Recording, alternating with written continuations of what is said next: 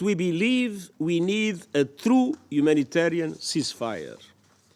And we must ensure the people of the region finally have a horizon of hope by moving in a determined and irreversible way towards establishing a two-state solution on the basis of United Nations resolutions and international law, with Israel and Palestine living side by side in peace and security.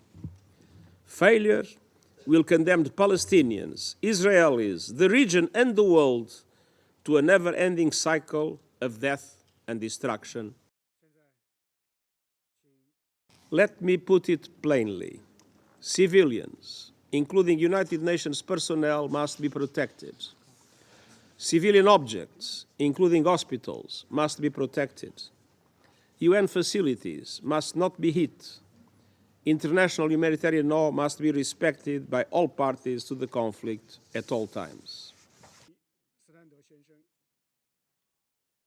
In a matter of weeks, a far greater number of children have been killed by Israeli military operations in Gaza than the total number of children killed during any year by any party to a conflict since I've been Secretary-General.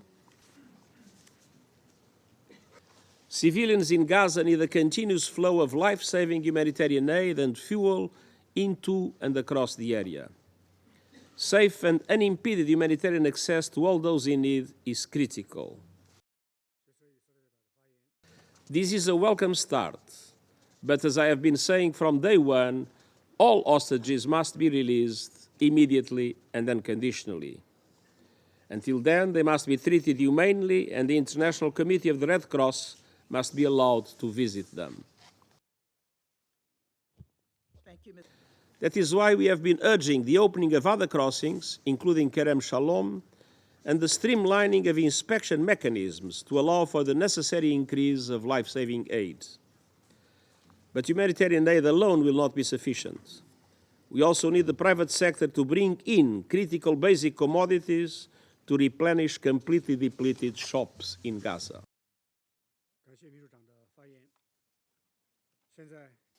The period has been marked by some of the most intensive Israeli operations in the West Bank since the Second Intifada, involving the use of improvised explosive devices by armed Palestinians and drone strikes by Israeli security forces. Amid the surging violence and extensive Israeli movement restriction, the Palestinian Authority's long-standing fiscal crisis have worsened significantly, as economic activity in the West Bank has grown to a halt and the economy of Gaza collapsed. Israel keeps giving examples from the Second World War to justify its crimes, ignoring that it is the very horrors that occurred then that led humanity to enact the fundamental rules Israel is breaching now. How many times can the world afford to fail the test of humanity in Gaza, in Palestine? How many times can it afford to fail the test of legality? Thank you, Secretary-General Guterres. We need international protection and international action to end impunity so as to prevent the recurrence of these crimes that occur daily and in broad daylight. What our people are enduring now is a result of the international community's failure to provide such protection and accountability. Our stance remains unchanged. Vengeance is never the answer. Justice is. Our people should not be denied justice any further. The lives of Palestinians are not less sacred than the lives of any other people on earth. Justice will help us chart a path where no Palestinians and no Israelis are killed. There is no Palestine without Gaza. Gaza bleeds. Gaza suffers. Gaza acts. But Gaza lives. And Palestine lives. Free Palestine, that is the only path to peace. This deep-seated hatred of Israel and Jews from even before its establishment until this very day stems from the very same genocidal ideology that drives Hamas. This is not a political conflict or about partitioning land. It is solely about the destruction of Israel and the murder of Jews. How can one call for a ceasefire and at the same time claim to seek a solution to the conflict? After all, anyone who supports a ceasefire basically supports Hamas' continued reign of terror in Gaza. Hamas doesn't care about the people in Gaza. All they are interested in is implementing Hitler's final solution. And nothing can change a genocidal ideology. It must be uprooted and eradicated. Every call for a ceasefire means Hamas gets to live to see another day, terrorizing Israelis and impoverishing Gazans.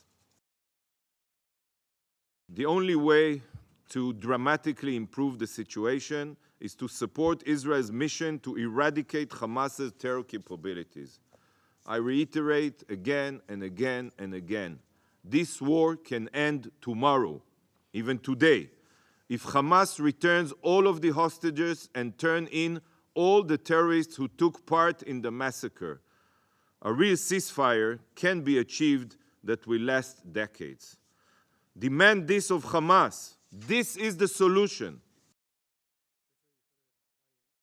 In particular, the United States does not want to see conflict in Lebanon, where escalation would have grave implications for regional peace and security and for the well-being of the Lebanese people.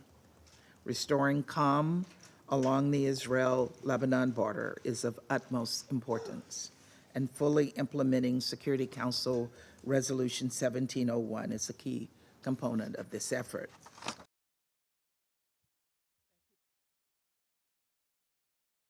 So we are here to make a clear statement that a truce is not enough. What is needed is a ceasefire. What is needed is a credible peace, and a peace that lasts and that allows the Palestinians and the Israelis to live side by side in two states. Anything else will result in continuing crisis in the region. The Palestinians do not want to leave their land, and we are not going to encourage them or force them to leave their land, and we're not going to work with anyone who has that agenda. The Palestinians have a right to their land, and they have a right to live in safety and security and dignity on their land, and that is what we will push for, and that is what we will work towards.